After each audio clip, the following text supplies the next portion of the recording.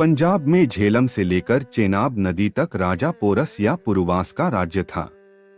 इसकी राजधानी मौजूदा लाहौर के आसपास थी। राजा पोरस पोरवा के वंशज थे। उनका साम्राज्य वर्तमान पंजाब में झेलम और चेनाब नदियों तक, ग्रीक में हाइडस्पेश और एसीसेंस था। पोरस का कार्यकाल 340 ईसा पूर्व से 315 ईसा पूर्व के बीच माना जाता है। पोरस एक शक्तिशाली राजा। पोरस को लेकर इतिहासकार और दिल्ली यूनिवर्सिटी में प्राचीन इतिहास पढ़ाने वाले प्रोफेसर आर.सी. ठाकर ने बीबीसी से बातचीत में बताया कि पोरस झेलम नदी के किनारे बसे एक छोटे राज्य के राजा थे। जिस तरह से आज हम भारत को देखते हैं, उस तरह पहले एक देश नहीं था।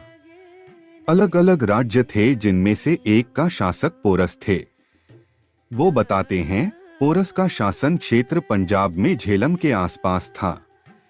लेकिन यहाँ जितने छोटे छोटे राज्य थे, उनमें पोरस को काफी शक्तिशाली शासक माना जाता था। इतिहासकार बताते हैं कि सिकंदर विश्व विजय पर निकले हुए थे। वो पोरस के राज्य तक पहुंच गए थे। सिकंदर के आगे जिसने सरेंडर नहीं किया, उनसे टकराव हुआ। इलाहाबाद यूनिवर्सिटी में प्राचीन इतिहास के प्रोफेसर डीपी दुबे कहते हैं, 326 ईसा पूर्व में सिकंदर और पोरस के बीच लड़ाई हुई थी। तक्षशिला के राजा ने सिकंदर के आगे घुटने टेक दिए और सिकंदर से पोरस पर आक्रमण करने के लिए कहा ताकि उनका राज्य विस्तार हो सके। लेकिन पोरस ने वीरता के साथ लड़ाई लड़ी और काफी संघर्ष के बाद पराजय हुई। इसमें सिकंदर की सेना को भी भारी नुकसान पहुंचा। इतिहास में मिले आंकड़ों के मुताबिक सिकंदर की सेना में 50,000 से भी अधिक सैनिक थे, जबकि पोरस के सैनिकों की संख्या 20,000 के करीब थी। पोरस ने सिकंदर की सेना के सामने अपनी सेना के हाथी खड़े कर दिए, जिससे सिकंदर भी दंग थे।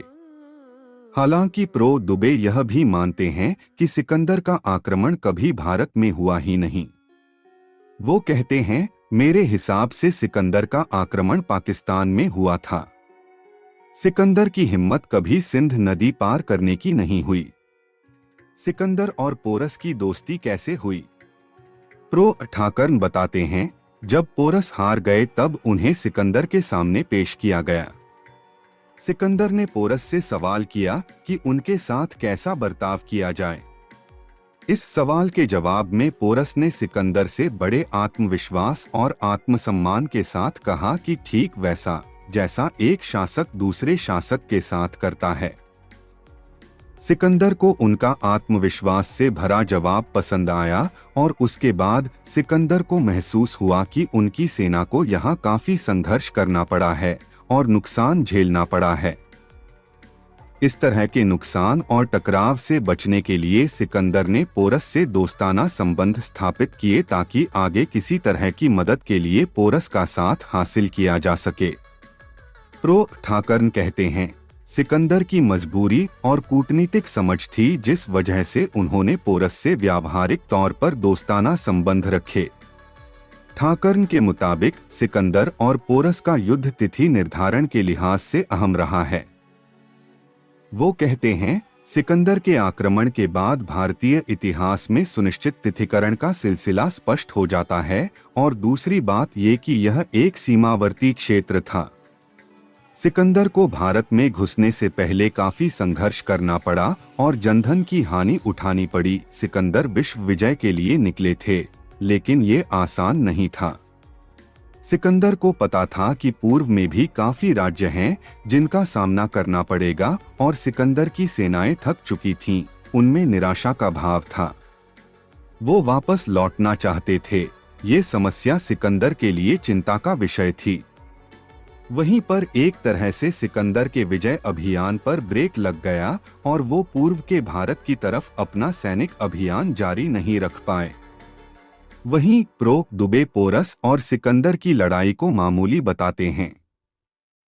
वो कहते हैं, ये सब छोटी छोटी घटनाएं हैं, इनको कोई अहमियत नहीं दी जानी चाहिए। ठाकर ने बताया, पोरस से संधि के बाद सिकंदर जनरल नियास को जिम्मेदारी सौंपकर अपने प्रदेश की तरफ लौटने लगे, लेकिन रास्ते में उनका स्वास्थ्य बिगड़ा और उनकी मृत्यु हो गई। इतिहास में यह भी दावा किया जाता है कि 323 ईसा पूर्व में सिकंदर की मौत के बाद उनके ही एक जनरल ने पोरस की हत्या करवा दी। हालांकि पोरस की मौत को लेकर सटीक तौर पर कोई तिथि या अन्य जानकारी नहीं मिलती। ऐसा माना जाता है कि पोरस की मृत्यु 321 से 315 ईसा पूर्व के बीच हुई।